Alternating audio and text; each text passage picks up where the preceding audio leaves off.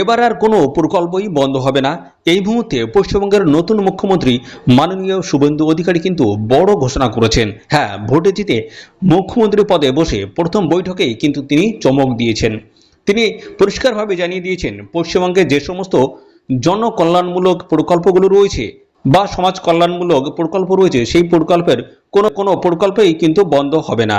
তো বর্তমানে এই যে প্রকল্পগুলো চালু থাকবে, এই প্রকল্প থাকা নিয়ে তিনি কি জানিয়েছেন আজকে লাইভে তিনি কিন্তু ঘোষণা করেছেন এবং আপনাদেরকে সেটা কিন্তু আমি সমস্তটাই দেখাবো। তবে আপনাদেরকে এটা জানিয়ে দিই, বন্ধ হবে না মানে এই নয় যে প্রত্যেকেই এই প্রকল্পের টাকা পাবেন। অনেকেই কিন্তু এই প্রকল্পের টাকা পাবেন না আপনাদের ব্যাংকের অ্যাকাউন্টে। তো বর্তমানে তিনি লাইভে কি ঘোষণা করেছেন সেটাও কিন্তু জানাবো। তো না পাওয়ার কারণ কিন্তু রয়েছে, অনেকে মৃত ব্যক্তি রয়েছে, তারা কিন্তু পাবে না। তো সেই হিসেবে কিন্তু বলা হয়েছে লাইভে সরাসরি মুখ্যমন্ত্রী শুভেন্দু অধিকারী কি বলেছেন সেটা তোমরা আগে দেখে নাও। কোনো চালু থাকা সামাজিক প্রকল্প বন্ধ হচ্ছে না। কোন সামাজিক চালু থাকা প্রকল্প, এটা আমরা আমাদের কর্মসূচি মানে প্রচারকালীনও বলেছি।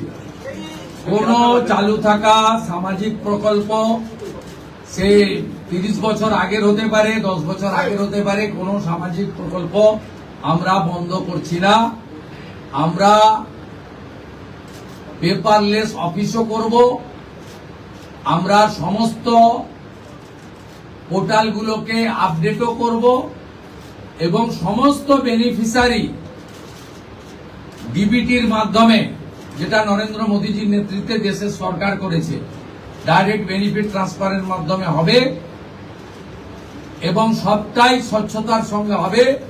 আপনার প্রশ্নের উত্তরে আমি পরিষ্কার বলে দিই, যে স্কিমটার কথা আপনি বলেছেন, আমি শুধু ওই স্কিমটা নয়, চালু থাকা কোন সামাজিক কল্যাণকর কর্মসূচি বন্ধ এই সরকার করছে না, কিন্তু ট্রান্সপারেন্ট স্বচ্ছতার সঙ্গে সেগুলো হবে।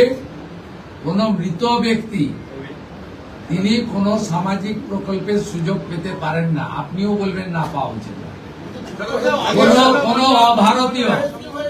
কোন অভারতীয় তিনি ভারতের কোন প্রদেশ বা জাতীয় সরকারের কোন বেনিফিট তার পাওয়া উচিত নয়।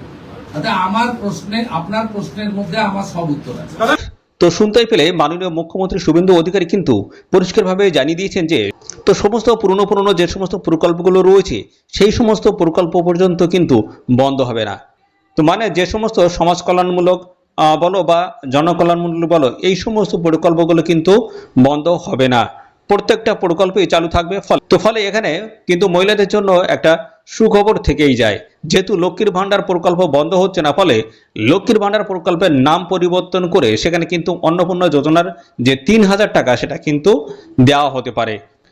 তবে দেওয়ার একটা কিন্তু সম্ভাবনা রয়েছে, তবে পুরোপুরি বলবো না, কারণ যেহেতু এখনো পর্যন্ত গাইডলাইন আসেনি বা ফাইনাল কোনো আপডেট আসেনি, তাই আরও কয়েকদিন অপেক্ষা করতে হবে। শীঘ্রই নতুন আপডেট আসবে, সেটাও কিন্তু তোমাদেরকে পরপর কিন্তু জানিয়ে দেবো। তো যদি আবেদন করতে হয়, তবে কি কি কাগজপত্র লাগবে, কিভাবে আবেদন করতে হবে, কোথায় করবেন, বিষয়গুলো নিয়ে কিন্তু সমস্তটাই আমাদের কিন্তু জানিয়ে দেওয়া আছে, ভিডিও আকারে আমাদের এই চ্যানেলে কিন্তু আপলোড করা রয়েছে, তোমরা সেগুলো একটু দেখে নেবে। তো এই সমস্ত প্রকল্প কিন্তু বন্ধ হচ্ছে না বন্ধুরা।